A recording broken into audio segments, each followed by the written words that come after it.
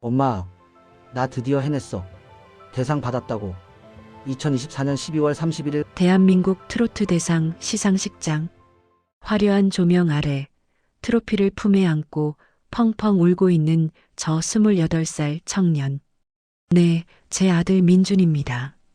이 과분한 상을 한국말도 서툴러서 평생 고생만 하신 제 어머니 응우엔 티마이 여사께 바칩니다. 아들이 제 이름을 부르는 순간 지난 20년의 세월이 주마등처럼 스쳐 지나갔습니다. 한국말이라곤 안녕하세요. 딱 한마디 알고 시집왔던 21살이 마이가 어떻게 한국의 어머니가 되어 이 기적을 만들었는지 그 가슴 시린 이야기를 시작하려 합니다. 2003년 1월 15일 인천국제공항. 자동문이 열리고 공항 밖으로 첫 발을 내딛는 순간 저는 누군가 제 뺨을 얼음장으로 후려치는 줄 알았습니다. 칼날 같은 바람이었습니다. 베트남에서 입고 온 얇은 카디건 한 장으로는 영하 15도의 추위를 도저히 막을 수가 없었지요. 이가 딱딱 부딪히고 온몸이 사시나무 떨듯 떨려오는데 제 남편이 된 사람은 저만치 앞서 걸어가고 있었습니다. 빨리 안 오고 뭐하노? 춥다? 뒤도 안 돌아보고 소리치는 그 넓은 등짝이 어찌나 야속하던지요. 아, 내가 저 무뚝뚝한 남자 하나 믿고 여기까지 왔구나. 서러움에 눈물이 핑 돌려는 찰나였습니다. 앞서가던 남편이 멈칫하더니 뒤를 휙 돌아보았습니다. 그러고는 제 얇은 옷차림을 보고 미간을 확 찌푸리는 겁니다. 아이고, 사람이 얼어 죽을라고 작정을 했나? 옷꼬라지가 그게 뭐고? 버럭 소리를 지르시더군요. 저는 깜짝 놀라 어깨를 움츠렸습니다. 그런데 그 순간 남편이 입고 있던 두툼한 가죽 점퍼를 획 벗었습니다. 그러고는 제게 툭 하고 거칠게 던졌습니다. 입어라. 남사스럽게 떨지 말고. 퍼뜩 안 입나? 내는 열이 많아서 안 춥다. 얼떨결에 받아든 점퍼에서는 남편의 체온과 짙은 담배 냄새가 섞여났습니다. 저는 주섬주섬 그 큰 옷을 걸쳤습니다.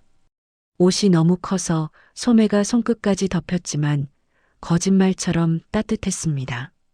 남편은 셔츠 차림으로 오들오들 떨면서도 다시 앞서 걸어가며 투덜거렸습니다. 베트남은 겨울도 없나? 쯧쯧. 준비성이라고는. 봉고차에 탔을 때도 남편은 히터를 제일 세게 틀었습니다. 그러고는 퉁명스럽게 한마디 툭 던졌지요. 안 춥나? 네. 괜찮아요. 그럼 됐다. 자라. 도착하려면 멀었다. 그때 알았습니다. 아, 이 사람은 입으로는 찬바람을 내뱉지만 속에는 따뜻한 온도를 품고 있구나. 비록 말은 예쁘게 할 줄 모르고 표현은 거칠지만 자기 여자가 추위에 떠는 꼴은 못 보는 전형적인 한국 남자였던 겁니다. 그 투박한 점퍼의 온기가 아니었다면 저는 그날 밤을 견디지 못하고 도망쳤을지도 모릅니다. 하지만 집에 도착하니 현실은 달랐습니다. 시어머니의 차가운 눈빛, 곰팡이 핀 단칸방.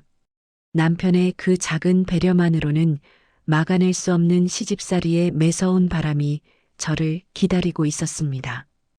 2003년 1월 15일 인천국제공항. 자동문이 열리고 공항 밖으로 첫 발을 내딛는 순간 저는 누군가 제 뺨을 얼음장으로 후려치는 줄 알았습니다. 칼날 같은 바람이었습니다. 열대 나라에서 태어나 평생 더위만 알고 살았던 저에게 영하 15도의 한국 겨울은 날씨가 아니라 공포 그 자체였습니다. 베트남 시장통에서 산 얇디 얇은 카디건 한 장으로는 그 살인적인 추위를 도저히 막을 수가 없었지요. 이가 딱딱 부딪히고 손끝이 금세 파랗게 질려가는데 제 남편이 된 사람은 저만치 앞서 걸어가고 있었습니다. 빨리 안 오고 뭐하노? 춥다?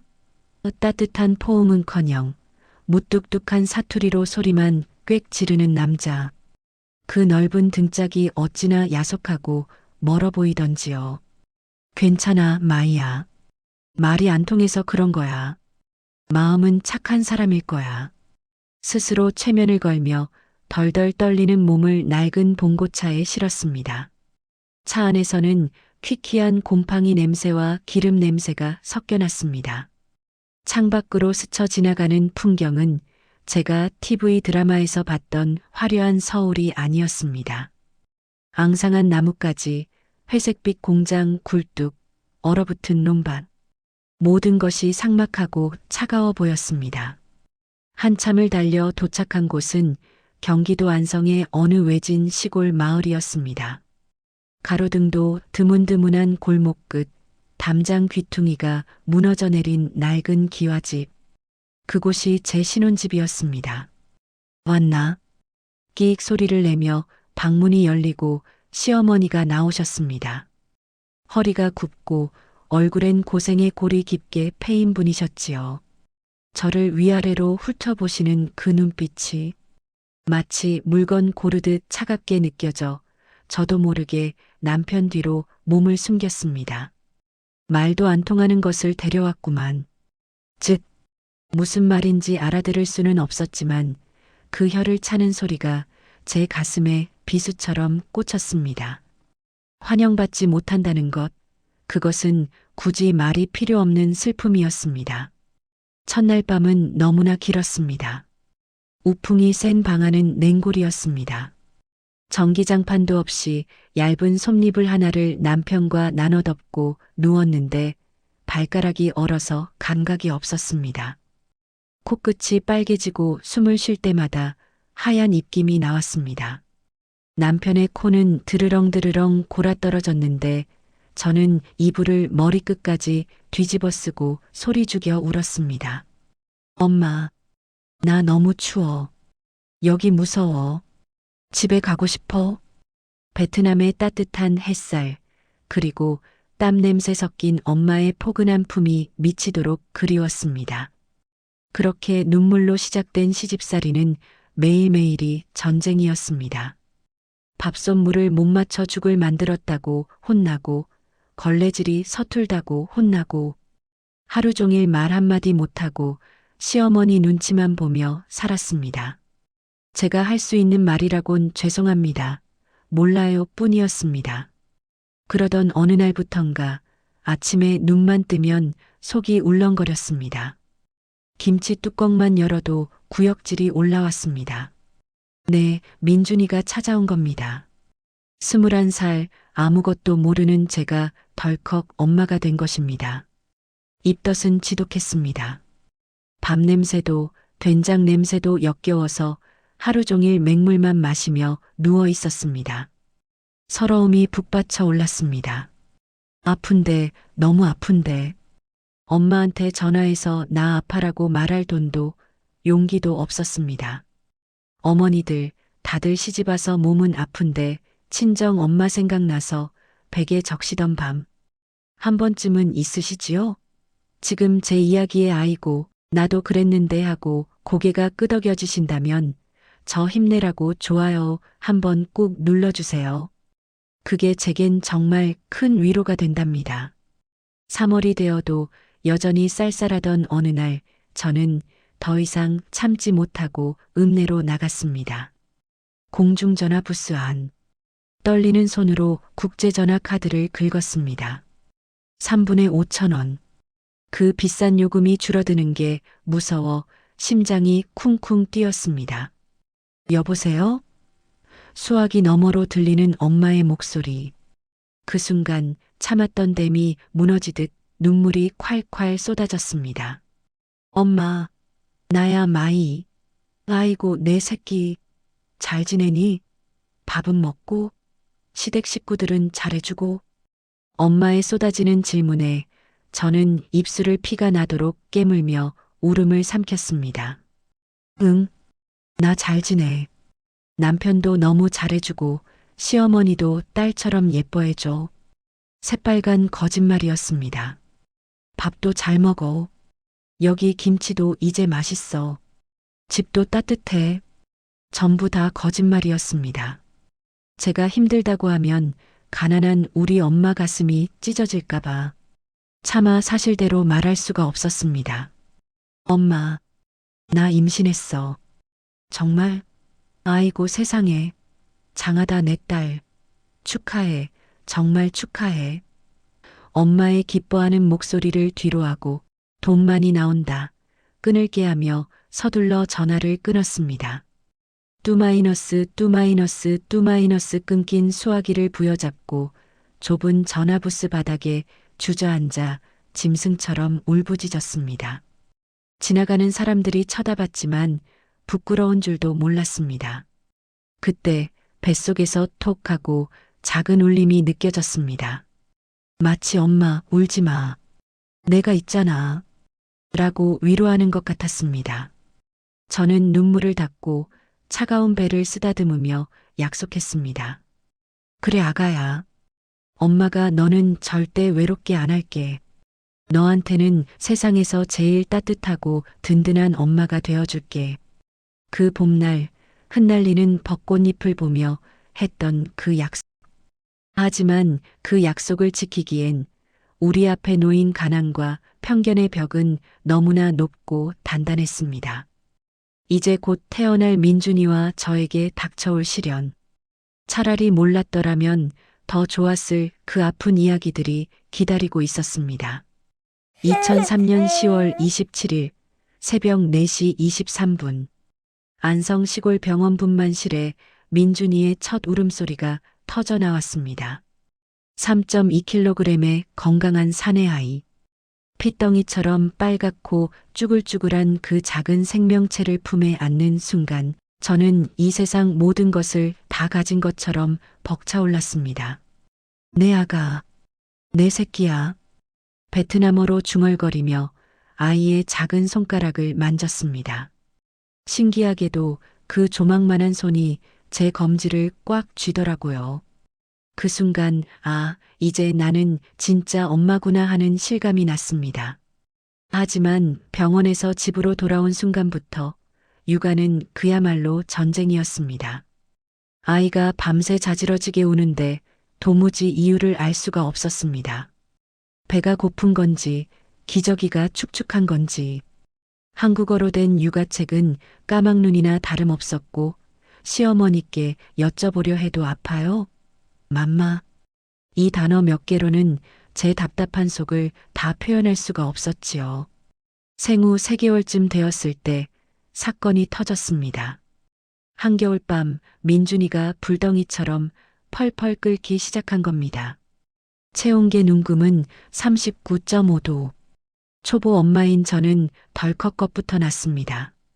급한 마음에 베트남 친정엄마가 가르쳐준 민간요법인 짜오띠에우가 생각났습니다. 동전에 기름을 묻혀 등을 긁어내면 나쁜 피가 빠져나가 열이 내린다는 요법이었죠. 저는 떨리는 손으로 숟가락에 참기름을 묻혀 아이의 등을 문지르기 시작했습니다. 아, 너 지금 뭐 하는 짓이야?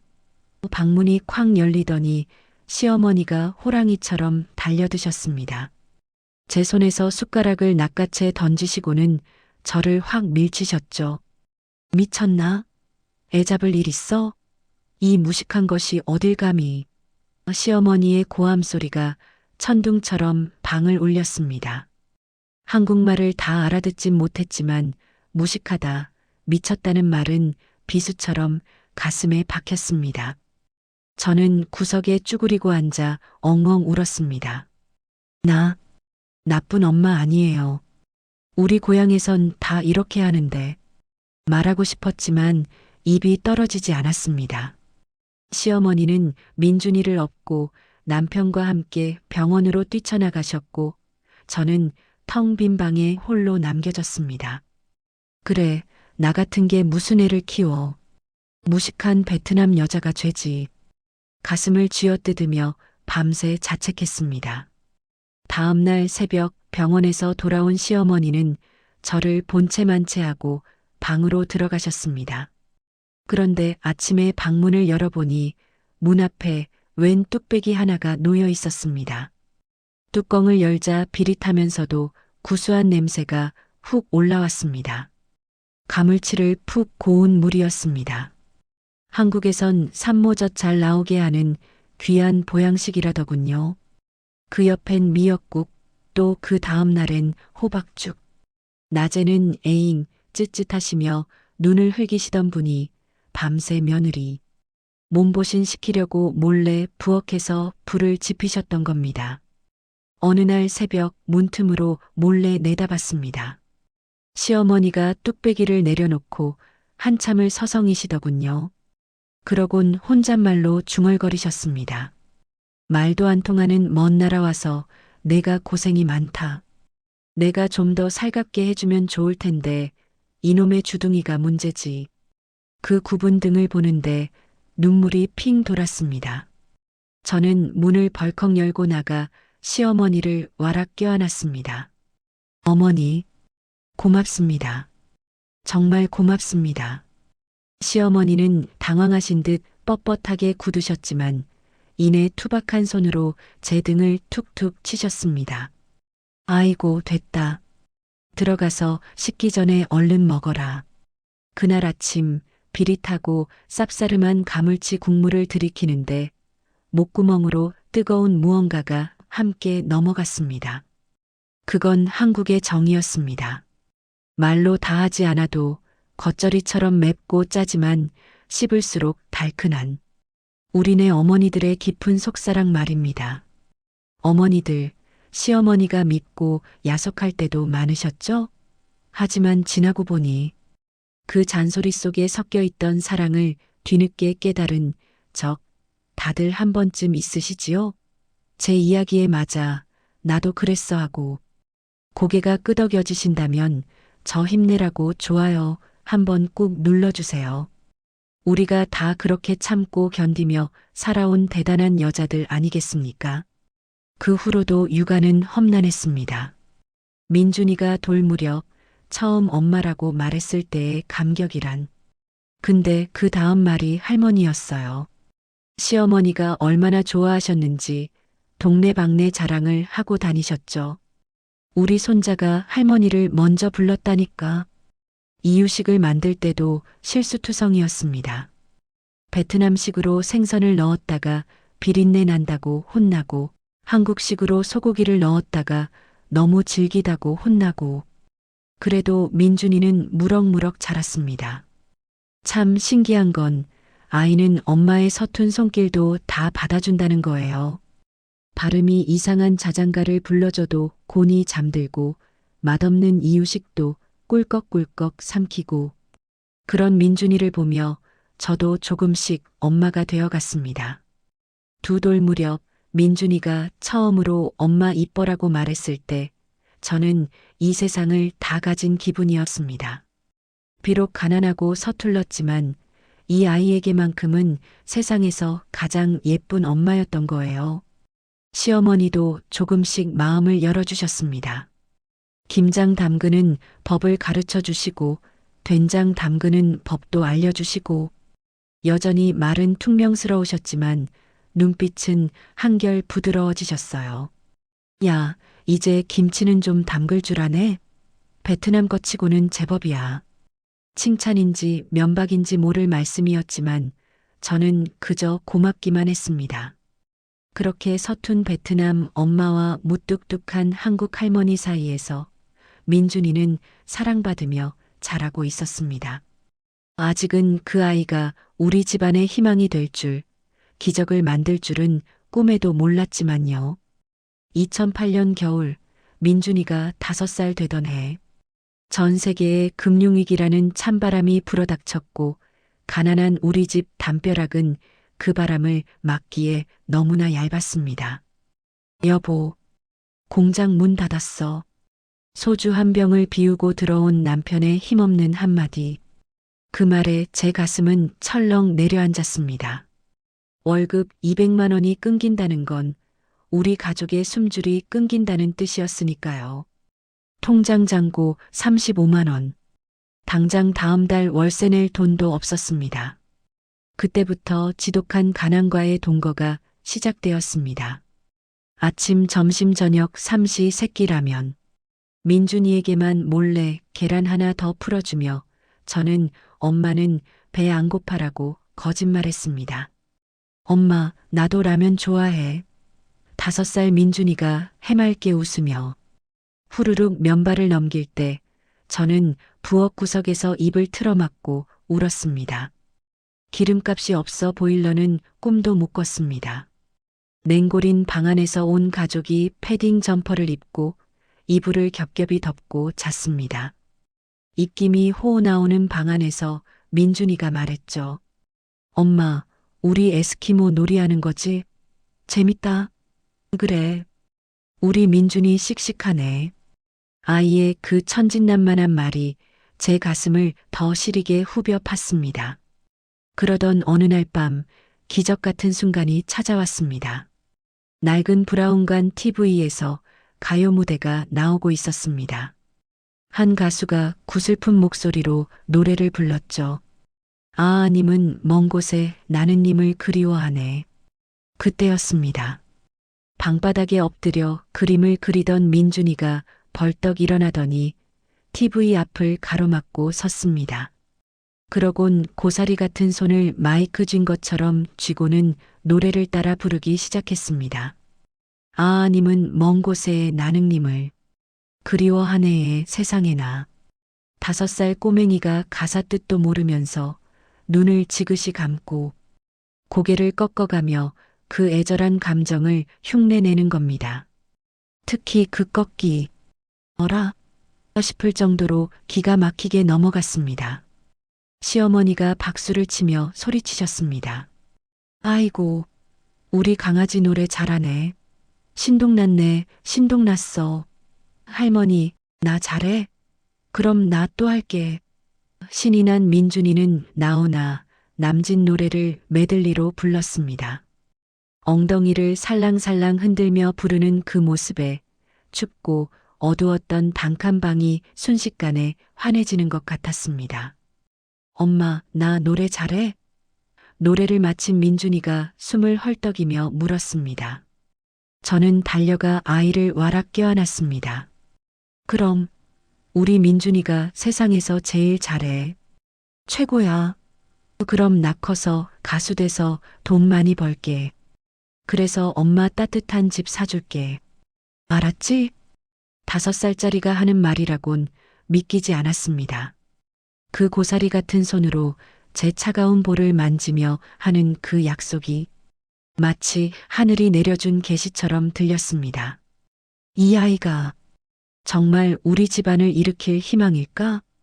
창밖에는 여전히 매서운 칼바람이 불고 있었지만 그날 밤 제 가슴 속에는 꺼지지 않는 작은 촛불 하나가 켜졌습니다. 가난히 문을 두드려도 우리 집엔 노래가 흘렀습니다. 그리고 그 노래는 먼 훗날 세상을 놀라게 할 기적의 씨앗이 되고 있었습니다. 2012년 봄 민준이가 초등학교 5학년이 되던 해였습니다. 학교 학예회 날 민준이가 무대에 올랐습니다. 반짝이는 눈으로 부른 노래는 신유의 시계 바늘이었습니다. 10살짜리 꼬마가 인생의 허무함을 담은 그 노래를 부르는데 왁자지껄하던 강당이 찬물을 끼얹은 듯 조용해지더군요. 시계 바늘 소리 없이 자꾸만 도네요. 마지막 고음이 울려 퍼지자 1000명이 넘는 학생과 학부모들이 벌떡 일어나 기립박수를 쳤습니다. 야, 쟤 누구야? 목소리 대박이다. 가수 뺨치네. 진짜 가수 뺨쳐. 무대 아래에서 그 광경을 지켜보던 저는 눈물이 핑 돌았습니다. 가슴 명치 끝에서부터 뜨거운 덩어리가 치밀어 올라 목을 조였습니다. 우리 민준이 정말 재능이 있나 보다. 담임 선생님이 저를 따로 부르셨습니다. 어머님, 민준이 재능이 보통이 아니에요. 요즘 오디션 프로그램도 많잖아요. 전문적으로 한번 가르쳐 보시는 게 어떨까요? 선생님의 그 말이 며칠 밤낮 제 귓가에서 맴돌았습니다. 하지만 학원비라니요. 집에 돌아와 남편에게 조심스레 말을 꺼냈습니다. 여보, 민준이 노래 학원 좀. 노래, 바꿈기 딱 좋은 짓거리를 왜 해? 쓸데없는 소리 말고 공부나 하락해라. 택배 상하차 일로 지친 남편의 고함에 저는 더 이상 입을 열 수 없었습니다. 남편 말도 틀린 건 아니었으니까요. 당시 우리 형편은 벼랑 끝이었습니다. 월세 50만 원. 남편의 일당은 들쑥날쑥했고 저는 새벽 4시에 일어나 시장통 국밥집에서 설거지를 했습니다. 고무장갑을 껴도 스며드는 찬물에 손가락 마디마디가 퉁퉁 붓고 갈라졌지만 한 달 80만 원이 우리 가족의 생명줄이었습니다. 그렇게 또 몇 달이 흘렀습니다. 어느 날 민준이가 꼬깃꼬깃한 전단지 한 장을 내밀었습니다. 안성 청소년 트로트 가요제. 엄마, 나 이거 나가고 싶어. 전단지를 펼쳐보니 대상 상금 100만 원이라고 크게 적혀 있었습니다. 1등하면 상금 100만 원이래. 그거 타서 엄마 줄게. 응? 나가게 해줘. 아이의 눈이 간절하게 빛났습니다. 하지만 참가비 5만 원, 의상 준비비, 최소 10만 원은 있어야 했습니다. 그 돈이 없었습니다. 그날 밤 장롱 깊숙한 곳에서 깡통 하나를 꺼냈습니다. 3년 동안 시장 바닥에 떨어진 동전, 거스름 돈 남은 것들을 모은 제 비상금이었습니다. 짤랑짤랑 떨리는 손으로 동전을 세기 시작했습니다. 10원짜리, 50원짜리, 100원짜리 한 개 한 개 세다 보니 손끝이 시렸습니다. 딱 8만 3천 원, 2만 원, 2만 원이 모자라네. 다음 날 새벽 국밥집 사장님 앞에 무릎을 꿇다시피 사정했습니다. 사장님, 이번 달 급여 2만 원만 가불해 주시면 안 될까요? 제발이요. 아니 마이 씨, 지난달에도 가져갔잖아. 자꾸 이러면 곤란해. 죄송합니다. 한 번만요. 우리 민준이 소원이라서요. 한 번만 부탁드려요. 저는 고개를 90도로 숙였습니다. 사장님이 한숨을 푹 쉬며 지갑을 꺼내셨습니다. 휴, 정그러시면. 근데 이게 마지막이에요. 알았죠? 감사합니다. 정말 감사합니다. 그렇게 받아낸 2만 원. 손에 쥔 지폐가 땀에 젖어 축축했습니다. 대회 일주일 전부터 민준이는 매일 밤 집을 나섰습니다. 엄마 연습하고 올게. 1,000원짜리 2장을 손에 쥐고 달려가는 뒷모습. 학원 다니는 애들은 선생님께 발성도 배우고 안무도 배우는데 우리 아들은 1,000원짜리 2장 들고 코인 노래방으로 향했습니다. 어느 날 저는 몰래 뒤따라가 봤습니다. 빵빵 마이너스 빵빵 마이너스. 코인 노래방 부스 밖에서 귀를 기울이니 민준이의 목소리가 새어나왔습니다. 사는 게 뭐 별거 있더냐. 욕 안 먹고 살면 되는 거지. 두 곡이 끝나면 삑 마이너스 소리와 함께 기계가 멈춥니다. 잠시 후 또 동전 넣는 소리. 댕그랑. 또다시 같은 노래가 흘러나왔습니다. 좁디 좁은 부스 안 혼자 마이크를 잡고 거울을 보며 연습하는 아이. 한 곡을 10번, 20번.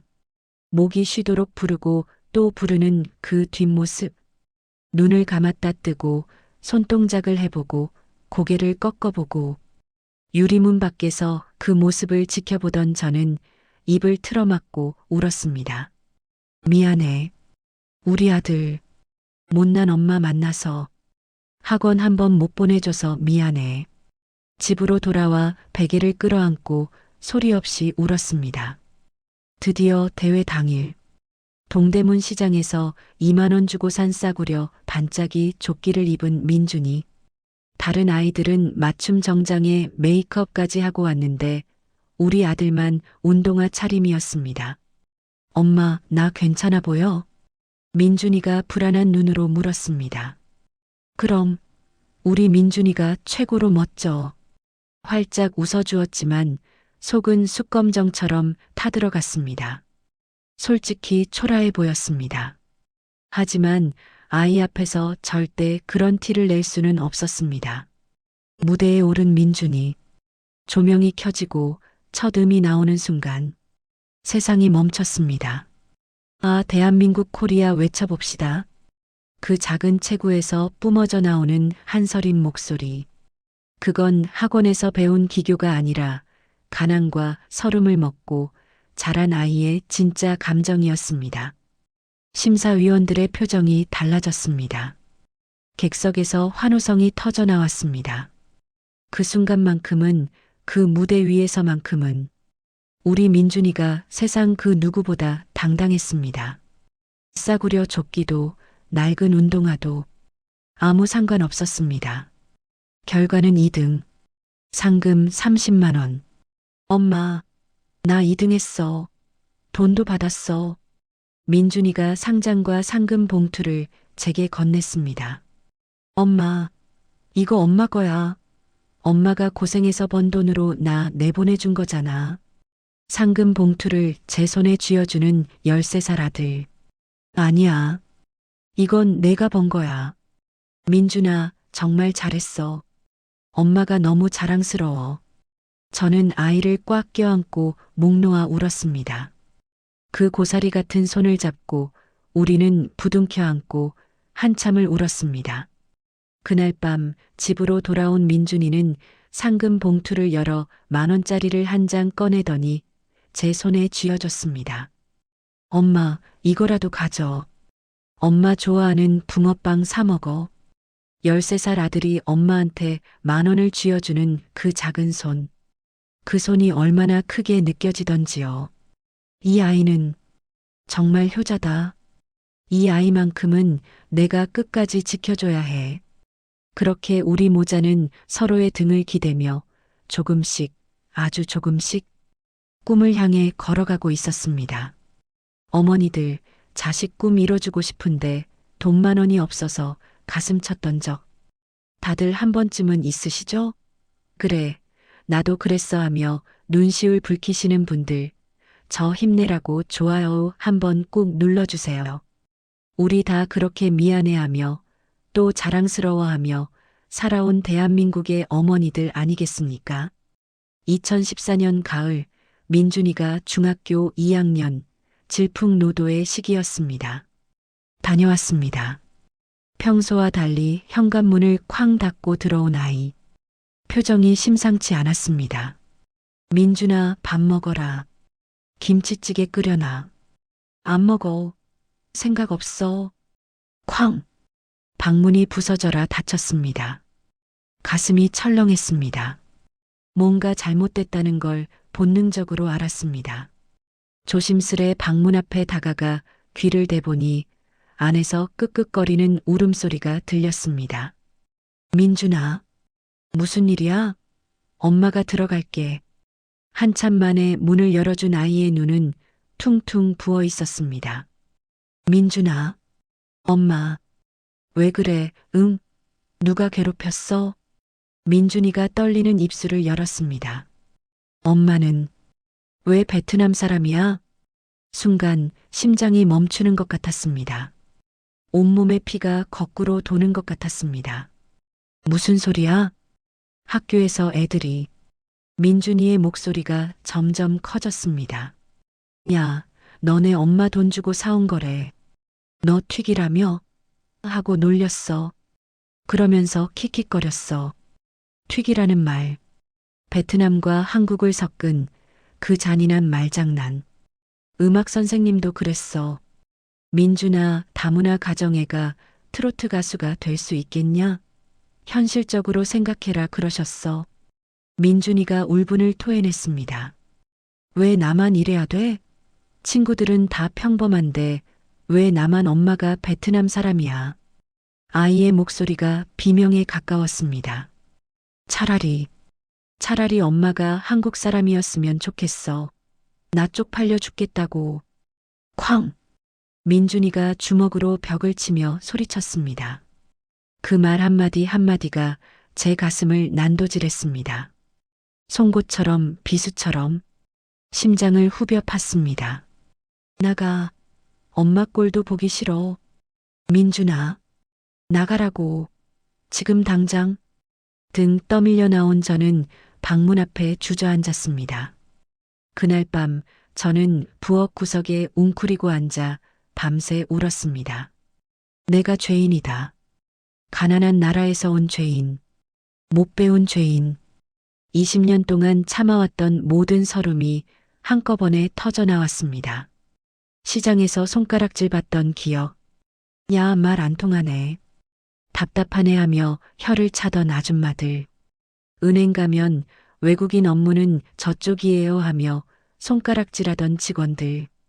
동네 슈퍼에서 잔돈 계산 못한다고 무시하던 주인 아저씨. 그 모든 것들을 꾹꾹 눌러 참으며 살아왔는데 내가 참는 건 괜찮았는데 내 새끼 가슴에까지 멍을 들게 하다니 죽고 싶은 심정이었습니다. 차라리 내가 없으면 민준이가 더 행복할까? 그런 생각까지 들었습니다. 사흘 동안 민준이는 방 밖으로 나오지 않았습니다. 학교도 가지 않고 밥도 먹지 않고 그저 방 안에 틀어박혀 있었습니다. 저는 식당 일을 나갔지만 설거지를 하면서도 눈물이 멈추지 않았습니다. 접시를 씻다가 손을 베었는데도 아픈 줄 몰랐어요. 마이 씨, 오늘 왜 그래요? 아파요? 아니요. 괜찮아요. 거짓말이었습니다. 하나도 괜찮지 않았습니다. 사흘째 되던 밤 저는 결심했습니다. 아이한테 엄마 마음을 전해야 해. 말로 할 수 없는 것, 노래로라도. 밤 10시 민준이 방문 앞에 앉았습니다. 민준아, 엄마가 노래 하나 불러줄게. 들어줄래? 대답은 없었지만 안에서 부스럭거리는 소리가 멈췄습니다. 듣고 있다는 신호였죠. 저는 떨리는 목소리로 노래를 시작했습니다. 노사연의 바램. 내 손에 잡은 것이 많아서 손이 아픈 게 아닙니다. 서툰 한국 발음. 많아서가 많아서가 되고 아픈 게가 아픈 게가 되었지만 저는 멈추지 않았습니다. 등에 짊어진 삶의 무게가 온몸을 아프게 하고 가사를 바꿔 불렀습니다. 엄마가 미안해. 베트남 사람이라서 너한테 짐이 되어서 정말 미안해. 목이 메었습니다. 노래는 어느새 흐느낌이 되었습니다. 그래도 사랑해. 내 아들. 엄마 목숨보다 더 사랑해. 노래를 부르다 말고 저는 그 자리에서 울음을 터뜨렸습니다. 민준아, 엄마가 한국 사람이었으면 너 편하게 해줬을 텐데. 미안해. 정말 미안해. 그때였습니다. 끽. 방문이 열렸습니다. 민준이가 퉁퉁 부은 눈으로 서 있었습니다. 그리고 달려와 제 거칠어진 손을 덥석 잡았습니다. 설거지하느라 다트고 갈라진 못생긴 엄마의 손을. 엄마, 민준아, 미안해. 내가 잘못했어. 엄마 손이 이렇게 아픈데. 내가 나빴어. 민준이가 제 무릎에 얼굴을 묻고 엉엉 울었습니다. 16살 덩치 큰 아들이 어린애처럼 울었습니다. 엄마는 잘못 없어. 엄마는 최고야. 내가 바보라서 그랬어. 다시는 안 그럴게. 저도 아이를 꽉 안고 울었습니다. 엄마가 미안해. 엄마가 더 잘했으면. 너한테 부끄럽지 않은 엄마가 됐으면. 아니야. 엄마는 최고야. 나 이제 안 부끄러워. 엄마가 베트남 사람이어도 상관없어. 엄마는 엄마잖아. 우리 모자는 그렇게 한참을 울었습니다. 방바닥이 눈물로 흥건해질 때까지. 한참 뒤 민준이가 코를 훌쩍이며 말했습니다. 엄마, 우리 같이 부르자. 응? 이 노래 같이 부르자고. 민준이가 핸드폰으로 반주를 틀었습니다. 우린 늙어가는 것이 아니라 조금씩 익어가는 겁니다. 엄마의 서툰 발음과 아들의 고운 미성이 하나로 섞였습니다. 저는 익어가는을 익어가는이라고 불렀고 민준이는 웃으며 따라 불렀습니다. 그날 밤 좁은 단칸방에서 울려 퍼진 모자의 듀엣은 그 어떤 화려한 무대보다 아름다웠습니다. 우리는 손을 맞잡고 웃으며 울었고 울며 웃었습니다. 노래가 끝나고 민준이가 제 눈을 똑바로 보며 말했습니다. 엄마, 나 약속할게. 나 꼭 성공할 거야. 그래서 보란 듯이 응우엔티마이 아들 김민준이라고 온 세상에 자랑할 거야. 두고 봐. 그 약속이 10년 뒤 2024년 12월 31일 눈 내리는 시상식장에서 진짜로 이뤄질 줄은 그때는 꿈에도 몰랐습니다. 우리 모자는 그렇게 서로의 상처를 하자주며 더 단단해지고 있었습니다. 어머니들 자식 때문에 가슴 아팠던 적, 그리고 그 자식 때문에 다시 살아난 적, 다들 한 번쯤은 있으시죠? 우리는 그렇게 서로의 상처를 어루만지며 서로의 희망이 되어주며 한 걸음씩 기적을 향해 걸어가고 있었습니다. 2016년 여름 민준이가 고등학교 3학년이 되던 해였습니다. 엄마, 나 합격했어. 예선 통과했다고. 민준이가 숨을 헐떡이며 집으로 뛰어들어왔습니다. 손에는 KBS 전국 노래자랑 청년부 본선 진출이라고 적힌 종이가 쥐어져 있었습니다. 정말? 세상에. 우리 민준이가? 저도 모르게 아이를 와락 껴안았습니다. 가슴이 터질 것 같았습니다. 전국에서 3,000명이 넘는 지원자 중에 본선에 오른 사람은 단 50명. 우리 민준이가 그 안에 든 겁니다. 본선은 한 달 뒤야. 생방송이래, 엄마. TV에 나온대. 아이의 눈이 반짝반짝 빛났습니다. 하지만 기쁨도 잠시, 현실이 발목을 잡았습니다. 일주일 뒤 민준이가 어두운 얼굴로 돌아왔습니다. 엄마, 본선 무대 나가려면 정장이 필요하대. 구두도 제대로 된 걸로. 얼마나 하는데? 양복 맞춤하면 최소 40만 원이고 구두는 15만 원 정도. 55만 원. 우리 가족 한 달 생활비였습니다. 민준이는 그날부터 편의점 야간 알바를 시작했습니다. 저녁 10시부터 새벽 6시까지. 학교 끝나고 집에 와서 두어 시간 눈 붙이고 다시 편의점으로 향하는 아이의 뒷모습이 너무나 애처로웠습니다. 민준아, 너무 무리하지 마. 괜찮아, 엄마. 나 체력 좋잖아. 알바하고 남는 시간에 연습하면 돼. 말은 그렇게 했지만 아이의 눈 밑에는 점점 다크서클이 짙어졌습니다. 어느 날 새벽 편의점에서 돌아온 민준이가 계산대 앞에서 졸다가 넘어져 이마를 부딪혔다는 걸 알았습니다. 상처를 가리려고 앞머리를 길게 내린 아이를 보며 저는 속이 타들어갔습니다. 그러던 어느 날 저녁, 남편이 일찍 들어왔습니다. 택배 일을 마치고 온 남편의 작업복은 온통 시멘트 가루와 흙먼지로 뒤덮여 있었습니다. 민준이는 편의점 알바 갔어요. 즉, 노래나 부르겠다는 놈이 공부는 안 하고 알바질이나 하고. 남편이 혀를 찼습니다.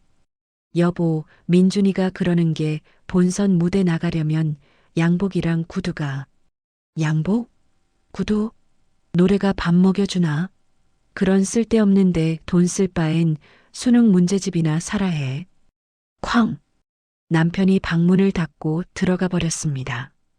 저는 한숨을 푹 쉬었습니다. 역시 이 사람은 아들 마음을 모르는구나. 하지만 이상한 일이 벌어지기 시작했습니다. 며칠 뒤부터 남편이 아침 일찍 나갔다가 밤늦게 들어오기 시작했습니다. 평소보다 2~3시간씩 더 늦게 귀가하는 겁니다. 여보, 요새 왜 이렇게 늦어요? 야근이다. 공사 현장에서 야근 뛰면 일당 더 준다고 해서.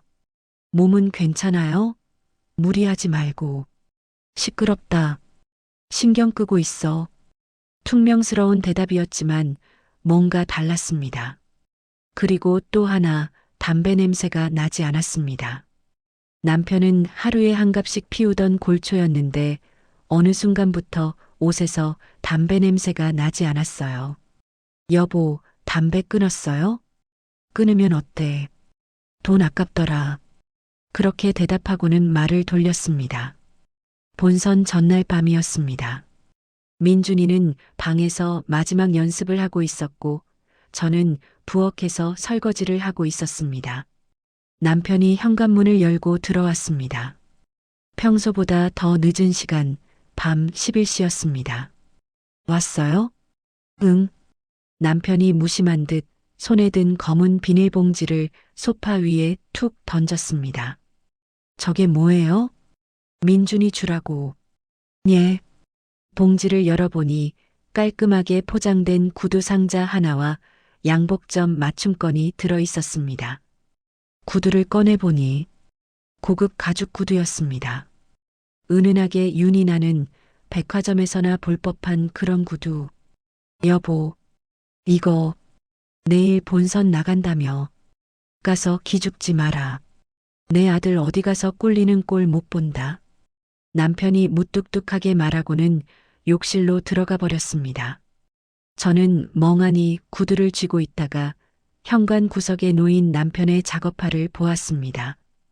평소에는 신경도 안 썼던 그 작업화가 그날따라 유난히 눈에 들어왔습니다.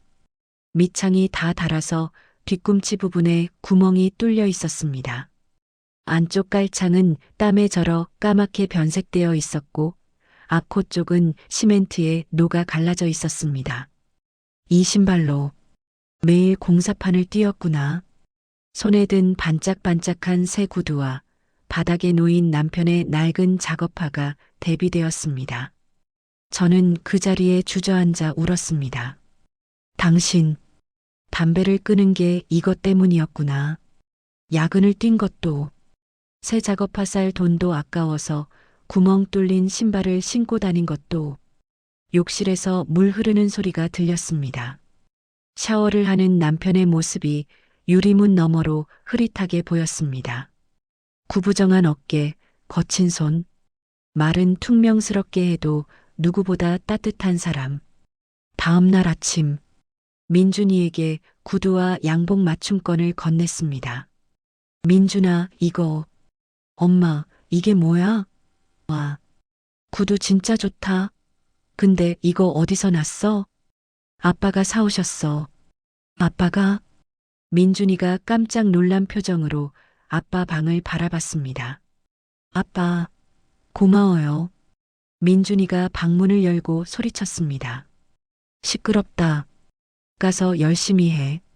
떨어지면 2번 다시 노래 얘기 꺼내지 마. 여전히 무뚝뚝한 목소리였지만 그 말투 속에 숨겨진 걱정과 사랑을 저는 알 수 있었습니다. 민준이가 새 구두를 신고 현관을 나섰습니다. 엄마, 아빠, 다녀올게요. 꼭 이길게요. 문이 닫히자마자 남편이 방문을 살짝 열고 현관 쪽을 바라봤습니다. 민준이가 떠난 현관을 한참 동안 지켜보는 남편의 뒷모습. 그 등이 어찌나 든든해 보이던지요. 아버지들 말은 못해도 자식 사랑은 누구보다 깊으신 분들. 우리 주변에 다들 한 분쯤은 계시죠? 우리 아버지가 그랬지 하며 고개 끄덕이시는 분들. 저 힘내라고 좋아요 한번 꾹 눌러주세요. 우리 아버지들 다들 그렇게 말없이 사랑하고 계시잖아요. 2016년 9월 15일 오후 8시 KBS 전국 노래자랑 청년부 결승전 생방송이 시작되었습니다. 저와 남편은 객석 앞쪽에 나란히 앉아 있었습니다. 남편은 쑥스러운지 팔짱을 낀 채 헛기침만 했습니다. 으흠, 여보, 긴장돼요? 긴장은 무슨, 떨어져도 할 말 없다. 그렇게 말하면서도 남편의 다리가 계속 떨리고 있었습니다. 제 손도 땀으로 축축했습니다. 무대 위에 조명이 켜졌습니다. 다음 참가자는 경기도 안성에서 온 19살 김민준 씨입니다. 우레와 같은 박수 소리. 민준이가 무대에 올랐습니다. 아빠가 사준 구두를 신고 맞춤 양복을 말끔하게 차려입은 우리 아들. 그 모습이 얼마나 의젓해 보이던지. 오늘 특별한 곡을 준비하셨다고요? MC의 질문에 민준이가 고개를 끄덕였습니다. 네. 오늘은 제 인생 전부이신 두 분을 위한 노래를 부르려고 합니다. 민준이가 객석을 향해 고개를 숙였습니다. 베트남에서 20살에 이 땅을 밟아 평생 고생만 하신 우리 어머니, 그리고 말은 없지만 묵묵히 가족을 지켜주신 우리 아버지께 이 노래를 바칩니다. 남편이 순간 움찔했습니다. 팔짱 낀 손에 힘이 들어가는 게 보였습니다. 반주가 시작되었습니다. 현철의 백만송이 장미. 당신께 드리고픈 백만송이 장미를. 민준이의 목소리가 울려 퍼졌습니다. 하지만 가사가 달랐습니다. 민준이가 직접 개사한 것이었습니다. 어머니의 그 눈물, 아버지의 땀방울. 모두 모아 제게 주신 사랑이란 장미꽃. 카메라가 객석을 비췄습니다. 제 모습이 대형 스크린에 떴습니다. 저는 이미 눈물을 주체하지 못하고 있었습니다. 못난 아들 미안해요. 엄마 아빠 사랑해요. 이 한 몸 다 바쳐서 두 분 웃게 해드릴게요. 민준이의 목소리가 떨렸습니다. 무대 위에서 우는 겁니다. 그 순간 카메라가 남편을 비췄습니다. 평생 울지 않을 것 같던 그 무뚝뚝한 남자가 고개를 푹 숙이고 있었습니다. 어깨가 들썩들썩 떨리고 있었습니다. 여보, 제가 남편의 손을 잡았습니다. 그 거칠고 투박한 손이 부들부들 떨리고 있었습니다. 흑, 흑. 남편이 주먹으로 눈을 닦았습니다. 평생 처음 보는 남편의 눈물이었습니다. 고생만 하신 우리 어머니, 말없이 일하신 우리 아버지, 제발 이제 좀 편히 쉬세요. 아들이 있잖아요. 민준이의 마지막 고음이 울려 퍼지자 전국의 시청자 1,000만 명이 함께 울었습니다. 객석은 이미 눈물바다였습니다. 노래가 끝났습니다. 잠시 정적이 흘렀고 이어 폭발적인 박수가 터져나왔습니다. 대한민국, 대한민국, 대한민국. 1,000명의 관객이 일제히 기립박수를 보냈습니다. 민준이는 무대 위에서 객석을 향해 90도로 허리를 숙였습니다. 그리고 우리를 향해 손을 흔들었습니다. 남편이 벌떡 일어나 손을 흔들어 주었습니다. 잘했다. 잘했어. 평생 과묵하던 사람이 목청껏 소리쳤습니다. 드디어 결과 발표 시간. 심사위원들의 점수가 집계되고 있었습니다. MC가 봉투를 들고 무대 중앙에 섰습니다. 과연 대한민국 청년 트로트의 최강자는 누가 될까요? 객석이 숨죽였습니다. 제 심장은 터질 듯이 뛰었습니다. 남편의 손을 꽉 잡았습니다. 남편도 제 손을 꽉 쥐어주었습니다. 과연 결과는 어떻게 됐을까요?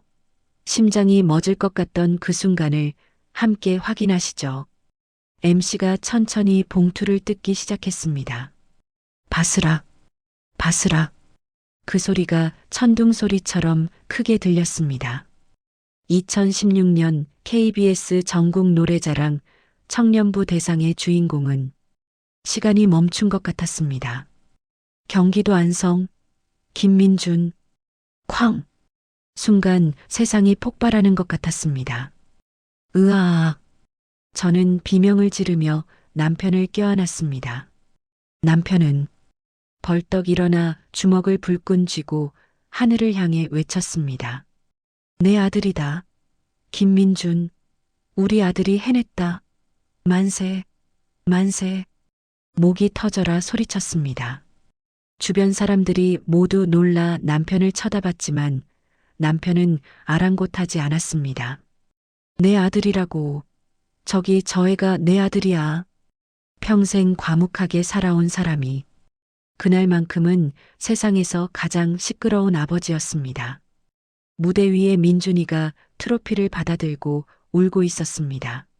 엄마, 아빠, 나 해냈어.